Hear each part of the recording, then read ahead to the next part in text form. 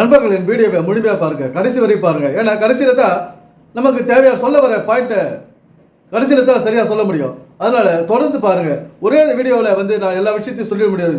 Bible ரகசியத்தையும் நம்முடைய வாழ்வியல் ரகசியத்தையும் அதே மாதிரி ஆரோக்கிய ரகசியம், நமக்கு தேவையான ஆரோக்கியம் எப்படி வருதுன்றதையும் எல்லாத்தையும் ஒரே வீடியோவில் நான் சொல்ல முடியாது. தொடர்ந்து என்னுடைய வீடியோஸை பாருங்கள்.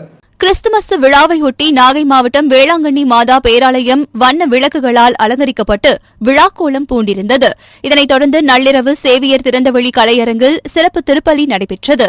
இதில் கேரளா, ஆந்திரா உள்ளிட்ட பல்வேறு மாநிலங்களில் இருந்து பல்லாயிரக்கணக்கானோர் கலந்து கொண்டு ஒருவருக்கொருவர் ஆற தழுவியும் இனிப்புகள் வழங்கியும் கிறிஸ்துமஸ் வாழ்த்துக்களை தெரிவித்துக் கொண்டனர்.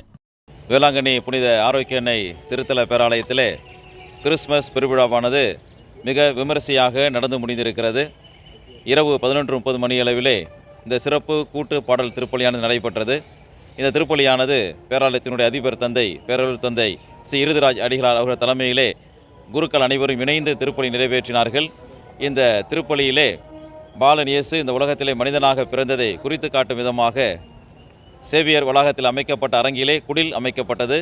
அந்த குடிலே வைக்க வேண்டிய குழந்தை இயேசுவை ஊர்வலமாக எடுத்து வந்து அந்த குழந்தை இயேசுவை குடிலே வைத்து எல்லோரும் பக்தியோடு வழிபடக்கூடிய சிறப்பு நிகழ்வு நடந்தேறியது. இந்த பகுதியில் நம்ம 2 வீடியோக்களை பார்க்க போகிறோம். முதலாவது வீடியோ நம்ம பார்ப்போம். அதில் வந்து கிறிஸ்துமஸ் தினத்தன்று ஆட்சிக்காரர்கள் குழந்தை இயேசுவை பொம்மையாக செய்து அதை ஆராதிக்கிறாங்க. அந்த கிறிஸ்துமஸ் தினத்தை கொண்டாடுறாங்க. இது ஒரு வருடம் நடக்கிற ஒரு நிகழ்ச்சியாக இருக்குது.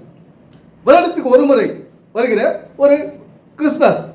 இப்போ வருடத்துக்கு ஒரு முறை தான் ஒரு பெண்ணானவள் கர்ப்பம் தரிக்க முடியும். வருடத்துக்கு 2 முடியாத விஷயம். ஏன்னா வருடத்துக்கு ஒரு முறை இந்த வழிபாடுகள் எல்லாம் வந்து வாழ்வியல் சம்பந்தப்பட்டது. வழிபாடுன்றது வாழ்வியல் சம்பந்தப்பட்டது. அதுதான் குறிக்குது. இந்த வசனங்கள், இந்த வேதம் வசனம் இதெல்லாம் வந்து நம்முடைய வாழ்வியலை தான் குறிக்குது. இங்கே ஒரு பொம்மையை இயேசு கிறிஸ்து போல ஒரு பொம்மையை செஞ்சுக்கிட்டு அதை தூக்கினா ஆட்டிக்கினா ஆராதிச்சுக்கின்னு வழிபட்டு இருக்கிறதுக்கு அர்த்தமில்லாத ஒரு ஆராதனை அது. இது வந்து பைபிள் சொல்லுது அர்த்தமில்லாத ஆராதனை அப்படின்னு சொல்லுது பைபிள். ஆனால் இந்த அர்த்தமில்லாத ஆராதனை தான் நம்ம ஒரு ஆர்வத்தோடு செய்கிறோம். இன்னைக்கு ஒரு ஒரு உயிரிழந்த குழந்தை பிறகுதுன்னா, அம்மா வயிற்றுலேருந்து ஒரு குழந்தை பிறகுதுன்னா கர்ப்பத்தை அரிக்கணும். அந்த கர்ப்பத்தில் அந்த குழந்தை சரியான விதத்தில் வளரணும். அதுக்கு தேவையான உடல் பராமரிப்பு, ஓய்வு, உணவு, உழைப்பு எல்லாத்தையும் நம்ம அம்மா செஞ்சால் தான் அந்த குழந்தை வந்து கரு உருவாகி உறுப்புகள் எல்லாம் உருவாகுது அம்மா வயிற்றுக்குள்ள கருவறைக்குள்ள. இதைத்தான் சொல்றது இந்த கான்செப்ட். காட் கான்செப்ட் ஒரு கரு உருவாகிறத பற்றி தான் சொல்லுத ஒழிய இந்த மாதிரி ஒரு வேஷமோ ஒரு நாடகமோ ஒரு ஆக்டிங்கோ ஒரு தேவையில்லை அப்படின்றது இந்த பைபிள். இதெல்லாம் வந்து அர்த்தமில்லாத ஒரு ஆராதனை, அர்த்தமில்லாத ஒரு வழிபாடு அப்படின்னு சொல்லுது. இங்கே இதைத்தான் தீவிரமாக செய்கிறாங்க. ஒரு குழந்தையை எப்படி பெற்று ஆரோக்கியமாக பெற்றெடுக்கிறது, அதை எப்படி ஒரு ஆரோக்கியமாக வளர்க்குறது, ஒரு அறிவுள்ள குழந்தையாக வளர்க்குறது, ஒரு கல்வி அறிவுள்ள குழந்தை உடல் திடகாத்திரமாக எல்லா உறுப்புகளும் வளர்ந்து கண் பார்வை சரியாக இருந்து காதுகள் சரியாக கேட்டு பல்லெல்லாம் விழாத பல்லெல்லாம் நல்லா வெள்ளை வெள்ளையர்னு எப்படி குழந்தையை உருவாக்குறது, அதை தான் சொல்லுது இந்த வேதம். நம்முடைய வாழ்க்கையை சொல்லுது, நம்முடைய உறுப்புகளின் செயல்பாட்டை சொல்லுது, நம்முடைய உறுப்புகளின் அமைப்பை சொல்லுது இந்த பைபிளுடைய ஊம உருபுகள். பைபிள் வந்து ஊம உருபு ஊமையத்தோடு எழுதி வச்சிருக்குது. இதெல்லாம் எதுக்கு? நம்முடைய உடம்புல உள்ள உறுப்புகள் எப்படி சரியாக செயல்படுறது, எப்படி அந்த உறுப்புகள் முழுமை பெறுறது, முழுமையான வளர்ச்சி எப்படி அடையிறது. இந்த உறுப்புகள் கை கால் நல்ல ஸ்ட்ரென்த்தா சதைப்பற்றோட ரத்த ஓட்டத்தோட எலும்பு தோலுமா இருக்காத ஒரு குழந்தையை பெற வேண்டும் என்றால் ஒரு பெண்ணுக்கு திடகாத்திரமான உடல் தேவை, ஒரு ஆரோக்கியமான உடல் தேவை. உள்ளுறுப்புகள் வளர்ச்சி அடைந்த ஒரு பெண்ணால் தான் ஒரு நல்ல குழந்தையை பெற்றெடுக்க முடியும். அந்த பெண்ணை எப்படி உருவாக்குவது, குழந்தையை மறு தலைமுறையை உருவாக்கக்கூடிய நம்முடைய சந்ததியை உருவாக்கக்கூடிய ஒரு பெண்ணை எப்படி ஆரோக்கியமாக வளர்க்குறது, இதான் இங்கே நடக்க வேண்டிய வேலை. ஆனால் இன்னைக்கு இயேசு கிறிஸ்து போல ஒரு குழந்தைய பொம்மை மாதிரி செஞ்சுட்டு அதை ஆராதிச்சுக்கின்னு வாரம் போய் கிறிஸ்துவ போய் காலத்தில் உட்காந்து கைத்தட்டின்னு பாட்டு பாடி கைத்தட்டி பாட்டு பாடி என்னாச்சு? அந்த கைத்தட்டி பாட்டு ஆன வீட்டிலலாம் நினச்சதெல்லாம் சரியாக நடந்ததா? நடக்காது. ஏன்னா இது வந்து சடங்கு. ஆலயத்துக்கு போகிறது, ஆலயன்றது ஒரு சடங்கு. அது அந்த காலத்தில் நடந்தது. இந்த காலத்தில் அந்த சடங்கே நம்ம செஞ்சிருந்தோம்னா நம்முடைய சந்ததிகள் அழியும். இன்னைக்கு சந்ததிகள் வந்து ஒரு சரியான வளர்ச்சி இல்லை. சிறு பிள்ளைகள் ஒரு சரியான வளர்ச்சி இல்லை. ஸ்கூலுக்கு போகிறா, சோர்ந்து போகிறா, லீவ் நாளில் வீட்டில் அந்த குழந்தைங்க என்ன பண்ணணும், உடலை பராமரிப்பு எப்படி பண்ணணும், சாப்பாடு கொடுக்கணும், தூங்க வைக்கணும், மாதத்துக்கு ஒரு முடி வெட்டணும், ஆண்கள் இந்த பராமரிப்பு எல்லாம் இவங்க கண்டுக்கிறது கிடையாது.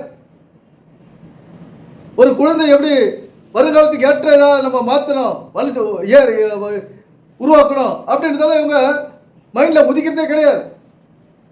ஞாயிற்றுக்கிழமை ஓடுறது, இந்த கோயில் அந்த கோயில், இந்த மலை அந்த மலை, இந்த பூஜை அந்த பூஜை, இப்படியெல்லாம் வந்து சாமியாக மாறுவாங்க. ஒருத்தர் கிறிஸ்தவ இந்து மாறு முஸ்லீம் மாறு, இப்படி இந்த சாமியை தேடி தான் ஓடுறான்ல ஒழிய சந்ததியை தேடி ஓடுறது கிடையாது. நம்முடைய சந்ததியை சரியாக வளர்க்கணும், நம்முடைய சந்ததியை சரியா ஆரோக்கியமான சந்ததி, ஒரு அறிவான சந்ததி, இதில் தான் நம்முடைய கவனத்தை செலுத்தணும். எனவே நம்ம அடுத்த பகுதியை பார்ப்போம். கேரள மாநிலம் எர்ணாகுளத்தில் உள்ள கொச்சி காலடி தானிப்புழா தேவாலயத்தில் வழிபாடு நடத்துவது தொடர்பாக இரு பிரிவினரிடையே தகராறு ஏற்பட்டது. இது தொடர்பான காட்சிகளை பார்க்கலாம்.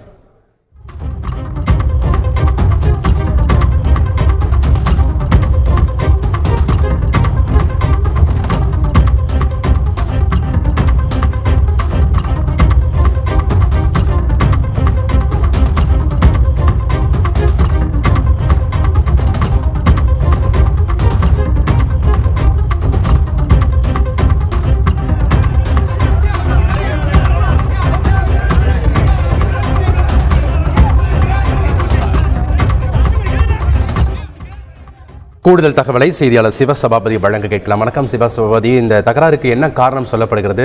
இவர்கள் மீது நடவடிக்கை எதுவும் எடுக்கப்பட்டிருக்கிறதா? முழு விவரங்கள் என்ன? எர்ணாகுளம் கொச்சி காலடி தனிப்புழாவில் உள்ள தேவாலயத்துல பாத்தீங்கன்னா அங்க வந்து எப்பயுமே வந்து இந்த வழிபாடு நடத்துறது வழக்கம். இந்த தேவாலயத்துல வந்து பாத்தீங்கன்னா அந்த தேவாலயோட பாதிரியார் இவர் மாத்தணும் அப்படின்னு சொல்லிட்டு இரு பிரிவுகளுக்குரிய 2 பேருக்குமே வந்து ஒரு மோதல் ஏற்கனவே முன்னாடியே இருந்துகிட்டு இருந்திருக்கு. இந்த பகுதியில் ஆலயத்தில் சர்ச்சில் 2 கோஷ்டிக்குள்ள சண்டை நடக்குது. அது என்ன சண்டைன்னா, அந்த பாஸ்டரை வந்து பாதிரியை வந்து மாற்றணும், இவர் தேவையில்லை, இவர் சரியில்லை, இவர் செயல்பாடு சரியில்லை, ஒரு பிரச்சனை சரியில்லை, அப்படின்னு பல பிரச்சனைகள் இருக்குது, இதனால் மாற்றணும் அப்படின்னு ஒரு கோஷ்டி. இப்படி சபைகளுக்குள்ள சண்டை, இந்த சபையில் சண்டை, சர்ச்சில் சண்டை நடக்குது, அதனால வீட்டில் சண்டை, சர்ச்சில் சண்டை, வீட்டில் சண்டை, சர்ச்சில் நிம்மதி இல்லை, வீட்டில் நிம்மதி இல்லை, இந்த மாதிரி தான் போயின்னு இந்த மனிதன வாழ்க்கை. இந்த பைபிளானது, வேதமானது வாழ்க்கையை தான் மையமாக வச்சு எழுதப்பட்டது. வழிபாடு அல்ல, பூஜை அல்ல, இவர்கள் பண்ணும் கட்டிட ஆலயத்தில் போய் சென்று பண்ணும் ஜபத்தை அல்ல. ஆலயன்றது அங்கதான் ஆலயம், ஜபம்ன்றது இது மாதிரி வேற அர்த்தம் இருக்குது, அர்த்தமுள்ள அர்த்தம் இது. அதனுடைய ஜபன்றது இயேசு ஜபம் பண்ணாரு, நம்மளும் அதே அவரு வாழ்ந்துட்டு போயிட்டாரு, மறைச்சிட்டு போயிட்டாரு. அவர் பண்ணதே நம்ம பண்ணக்கூடாது. அவர் சொல்ல வர கருத்து வேற ஒரு கருத்து, ஜபத்துக்கு வேற ஒரு அர்த்தம் என்ன, அதை தான் கண்டுபிடிச்சு அதை ஃபாலோ பண்ணுறது நம்ம வாழ்க்கையில் வெற்றி. இந்த மாதிரி சர்ச்சில் போய் அடிச்சுக்கிறோம், சண்டை, போலீஸ் வருது, ஏன் இப்படி ஒரு பேசி தீர்த்துக்கிறது கிடையாது. சர்ச்சினாவே சண்டை தான், அது புத்தி கட்ட ஆராதனை. இவர்கள் சென்று வழிபடும் ஆராதனை புத்தி கட்ட ஆராதனை, அர்த்தமற்ற ஆராதனை. கைத்தட்டி பாட்டு பாடி ஜெபம் பண்ணி அங்க போய் கடவுளை துதிக்கிறது ஒரு அர்த்தமற்ற ஆராதனை. நான் சொல்லல, பைபிள் சொல்லுது. அர்த்தமற்ற ஆராதனை நான் சொல்லல, பைபிள் சொல்லுது. நான் சொல்லலங்க, நான் சொல்லவே இல்லை, பைபிள் சொல்லுது. அர்த்தமற்ற ஆராதனை, புத்தி இல்லாத இவர்கள் அப்படின்னு சொல்லுது. புத்தி கட்ட கலாத்தியரே இருந்து, புத்தி கட்ட கலாத்தியரே அப்படின்னு சொல்லி, கலாத்தியர்ன்றது அவங்க ஊரை போட்டு வேண்டியதா. புத்தி கட்ட திருட்டு வராரு, புத்தி கட்ட தூத்துக்குடியாரு, புத்தி கட்ட ஆவடியாரு, இந்த மாதிரி பைபிள் வந்து புத்தி இல்லாத கலாத்தியர் இருந்து, இவெல்லாம் புத்தி கட்ட மூளைக்கு வேலை கொடுக்காத இன்னைக்கு வழிபாடு சடங்கு தெரிஞ்சு நிற்கான். சடங்கு கைவிட வேண்டும், சாஸ்திரத்தை எடுக்க வேண்டும். சாஸ்திரம் என்றால் என்ன? அதான் நம்ம சரீரத்துக்கு செய்ய வேண்டியதா சாஸ்திரம், நம்முடைய வாழ்க்கைக்கு செய்ய வேண்டியதா சாஸ்திரம். அன்றாட வேலைகளை சரியா செய்வது சாஸ்திரம். எனவே சிந்திப்போம், செயல்படுவோம். நன்றி, வணக்கம் நண்பர்களே.